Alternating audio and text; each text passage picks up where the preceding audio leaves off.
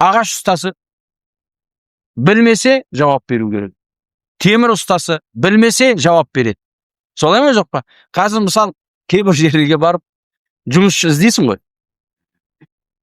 Базарға барады біреулер жұмыс іздейді. Бір жұмыс таласып келеді адамдар жұмыс іздеп. Бәле жерде ағашқа қатысты іс бар еді. Қолынан келе ме десе, білем дейді.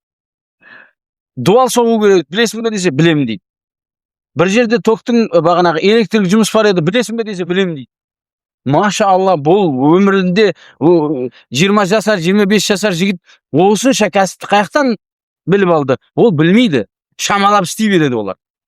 Сол үшін қарасаң, салған дуалы да дұрыс шықпайды, істеген суы да дұрыс шықпайды, мынау жалғаған светі де дұрыс шықпайды.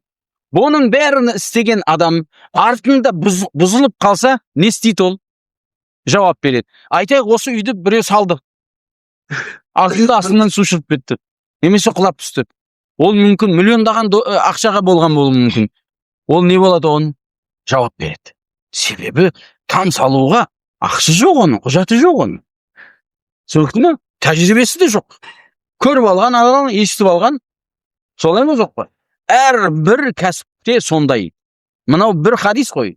Бұл хадис әрбір кәсіпте не жүреді. Қай жерде бір кемшілік болатын болса, оның істеушісіне қаралады. Егер істеушісі білмеген нәрсеге араласқан болса, өзінен болған кемшілік болған жауап береді. Біліп істеген болса, ол уақытта қарау керек. Ол жеңіл қарады ма, жоқ па? Егер жеңіл қарап тұрып істеген болса, онда жауап береді. Жоқ, жеңіл қарамай дұрыс істеді, бірақ болмай қалды, оған жауап бермейді. Мысал, сенімді, жақсы білімде, тәжірибесі бар врач. Бірақ ол операцияны арақ ішіп істейді. Сондай врачтар бар екен, операцияны немен істейді? 50 грамм тартып алып, сосын ішеді, істейді операцияны. Бұл қателессе, ол жауап береді. Қанша, яғни 50 жыл тәжірибесі болса да, ол алкаш. Арақ ішіп алғаннан кейін ми тайып алып, шате қылып қою мүмкін. Бұл жауап береді. Тәжірибесі жәрдем бермейді оған. Білімі жәрдем бермейді. Ол жауап беру керек. Себебі жауапкерлікті сезетін себепті істеген жоқ. Түсінікті ме?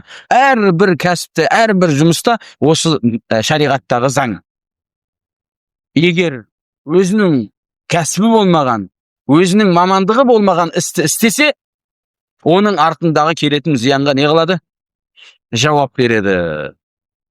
Сол үшін бұл нәрсеге ижма бар ғалымдардың арасында. Кімде-кім өзінің қолынан келмейтін істі істеп құртып қойса, оған не қылу керек?